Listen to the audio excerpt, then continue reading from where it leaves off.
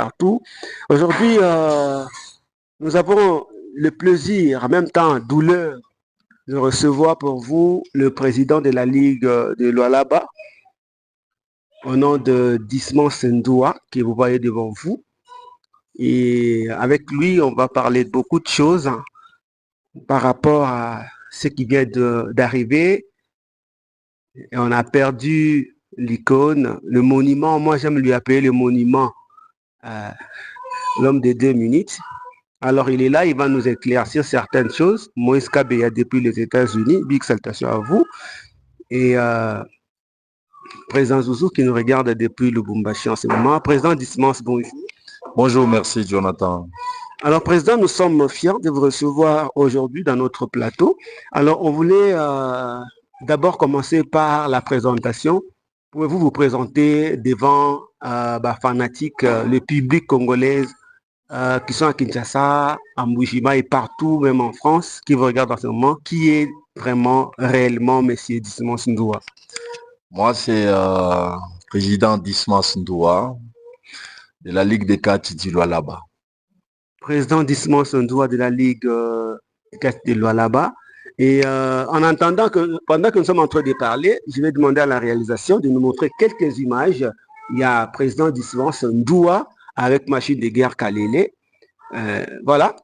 En attendant, nous regardons les images. Président, pouvez-vous nous parler de votre parcours? Depuis quand vous êtes président de la Ligue de Lualaba? L'histoire est tellement longue. L'histoire est tellement longue. C'est-à-dire, nous sommes dans le monde des cadres depuis très longtemps. Je peux dire même depuis l'enfance, je suis fanatique. Des fanatiques, voilà, je commençais à m'intéresser au catcheur. Je suis devenu manager d'abord. Au-delà d'être manager, je suis devenu membre de l'entente et avec la nouvelle configuration ou démembrement. Lorsqu'on a démembré les provinces, nous étions dans les grands Katanga et nous sommes allés dans les Lualaba comme Katanga a été fractionné en 4. Et c'est par là que l'idée était née de créer une ligue pour la province du Lualaba. À ce moment-là, nous sommes allés aux élections et voilà, nous avons été votés pour gérer cette grande ligue. Et quel était votre sentiment ce jour-là quand on disait que Dismas Ndoua président de la Ligue? Bon, je dirais que quant à moi, ce n'était pas du tout une joie, mais c'était une peine. Je savais que c'était une très grande charge que nous voulons prendre. Alors, je savais que ce n'était pas moindre. Et même en pratique, je sens que c'est pas toujours facile, mais on s'adapte et puis on s'efforce avec les idées, les conseils des gens et les efforts aussi des autres parce que nous ne sommes pas seuls. C'est toute une équipe qui gère la Ligue. C'est toute une équipe qui gère la Ligue. Pouvez-vous nous citer quelques membres de la Ligue qui travaillent avec vous en ce moment? Bon, lui-même, le champion Kalele, nous étions avec lui à la présidence de la Ligue. Pourquoi, vu son expérience?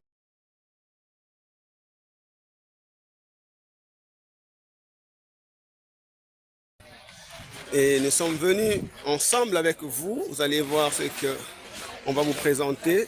Je dis merci à président Dismas Ndoua. Et merci à mon président Zouzou pour la confiance.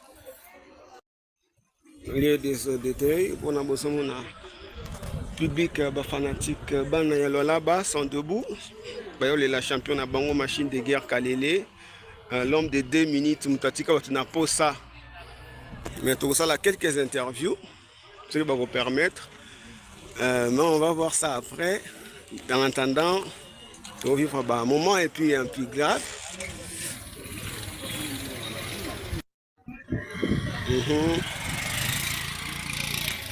Ah, tout le monde a maître surf. Déjà, maître surf. Tout ça, c'est vraiment un biso au niveau de Lualaba.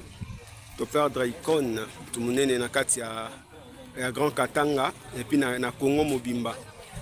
Un mot non, il y a regret, les années de maître surf. En tout cas, on perd le champion Nangai Kalele. En tout cas, regretté mingi vraiment. On a eu Kinshasa pour le combat à championnat du Congo. Après le combat Belaki, le Kobela, Aye Awa. tozwi ye tokei na ye na hôpital ya Jekapi 2 jours 3 jours akati moto atiki biso antuka toza na regret moko monene etushe ngai na nzoto mpona nini fo nabanda siko koforme mosusu ce n'est pas moindre. Maître Serf, oza parmi bato ba formé machine de guerre Kalele. Oza parmi bato o basali kelelo machine de guerre Kalele zala oyo azali to ebiango très bien. Et ozwaki message wana na ndaku ozalaki wapi herba informé que machine yango wana zalaki na Lubumbashi et en matière avion babingi président na biso ya ligue. Président ya ligue déjà ya Lubumbashi président Zuzu abengi président na biso ke nani toza na kale na hôpital yodi kuna batie na mutuka na classique aya ye moko kale ala bandelo présenter en tout cas je botia ngai na Kolwezi il faut nakendeka na Kolwezi président Ndemiye ati na donc Kalele Herbe azaki na président Zuzu abandaki ko exiger ki pa mema yende na Kolwezi. Le président Dismas, le président Bengue Tao Bengue Ngai. Alors, c'est dans l'objet qu'on a. Quartier Nyonso, la province Nyonso, Bakoya, ceux qui baillent. Nde sikoyo tokoprépare journée tokokunda machine Kalele. Ba spéculation etamboli makasi que non machine Kalele empoisonné, basali boye na Kinshasa. Est-ce que yoza ko affirmer ngo wana bazoko sakaka wana za koloba loba kaka bango tu bazalaki te biso tu bazalaki te meto solo kuna bakonzi kuna baza grade moko na président Zuzu baza grade moko na président Dismas baza obligé ko protéger ba athlètes pe na za président tanto sonaka abanda ko bela boye ça va aza mutu oui abelaka biso tu tobelaka tokufaka donc koloba katie soki oza quartier okobela te okokufa te non wana eza Nzambe ye moko nde ayebi makambo tu soki alobi lelo okokende parce que tomoni bato ebele balobi ke non comment akoko alobwaki katanga bien akoma kuna abeli ndenge nini or que ndenge kaka olobi ke non aza moto akobelaka kope kobela ekope koarrive donc a ozokondamne motu moko te eza kaka liwa nde Nzambe a permettre bakonéglige ye te epai bakati nyonso ya Lubumbashi wana eza lokuta bantu wana eza bazokosa eza abelaki apres komba abelaki somo eza kaka bafatigue musculaire banini obandi boloko kama malaria kama fièvre maladi déjà comme déjà monene c'est ça. Alors mona yo nini eza poza mpona bafanatique nyonso ya Lualaba bafanatique ya Grand Katanga ya Kinshasa po baza agité baza likolo baza na bakanda ke champion empoisonnaki wana en tout cas tozoyebisa bantu nyonso ya Lualaba baza na l'esprit sportif bapoisonnaki ye te toza na bakonzi awa tosone basone toza na bakonzi banene omoni deja baza kuna président nani Kayima oui akomi lelo akenda Kinshasa mpana makambo kaka ya Kalele wana bazokosa makambo ya occasion abelaki en tout cas bantu nyonso ya province nyonso ya Lualaba bazala agité te eza kaka liwa totika tokunda Kalele avec honneur na tovanda bien tosouhaite tolancer nani kozala champion ou kozala champion tous tenir ye mais comme ça te époque wana azalaki na Selemani Mandoki azalaki champion Nzambe azwaki ye siko na bandi na Kalele champion. Maître Serf eza eloko ezo retenir biso napesi na mbote pa ya Moïse Kabeya na États-Unis. Maître Serf olobi ke obandi na Kalele c'est-à-dire quoi elingi oloba nini kobanda na Kalele donc pour préparer makambo nyonso ya champion basalaka ya champion basalaka boye garder biloko na yo bien donc yo nde tobake no yo nde mutuko dirige Kalele bandaki makambo ti lelo awa tozwa boye kogarde bijila wana boye zuwa tokende na ye sikoyo nde sikoyo akei wana ezaka bien sikoyo tokoprépare mosusu makambo wana makambo wana eza te ya makambo ya koloba lobo kaneli kalelo kona kaenda kufi kache kokufa na tanga na kolezi non bato ebele baza na souci na biki non na kolezi sikoyo awa kalela aza te na grand katanga jibika tikali ye moko est-ce que maître Serf oui, j'ai vu que puisque il y a des adversaires naé. Oui, détail. Aux adversaires on se sentit pendant que même il mon jibika a senti que non qui to côté parce que muto amena saka makasi wana atikali siko ye moko ko biso to tikali to former wa mususu ba sala lokala kalele ba bando kopeta jibika voilà to sala effort ba kachira kasumbale ba kachira na mbushima ba kachira ba Congo ba kachira kalemi ba kachira likasi ko lumbashi to former ba mususu ba bando kopeta jibika il y a déjà ça le top niveau ça champion à Katanga aza champion ya Congo.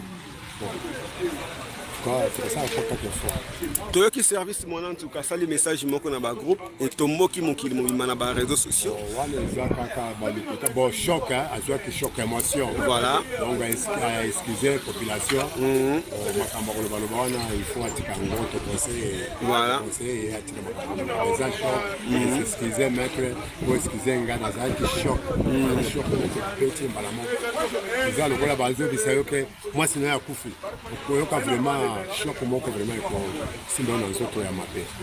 Voilà donc to présenter donc na combo ya ligue ya Lolaba par rapport ya ba dit ya service to présenter moi ba excuse na fédération parce que attaque même fédération moi ba excuse na fédération moi nazalaki na katira nazalaki na choc et mettre ça poto chité na yo muke ozana ba souvenir à malamu na machine de guerre kalele.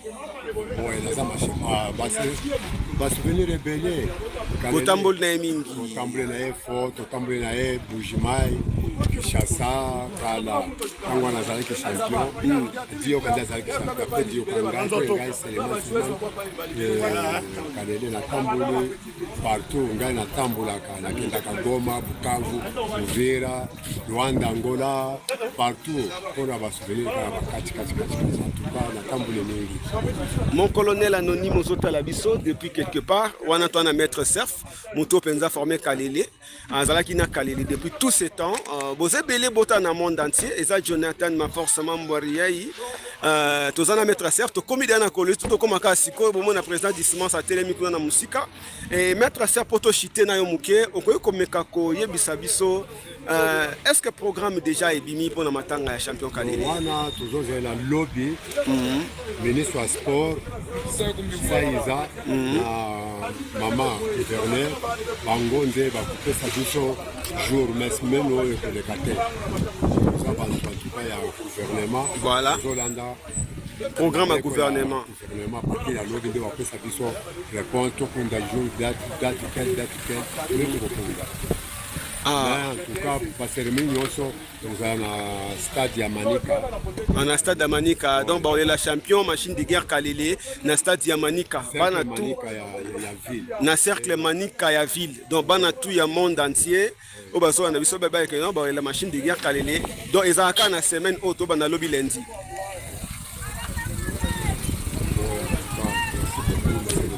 Merci, maître Serf. Tu sais pas le makasi pour Nathan au Pessibiso. Et toi, on a surtout partagé ensemble. Maître Serf, passé combien d'années dans Kati?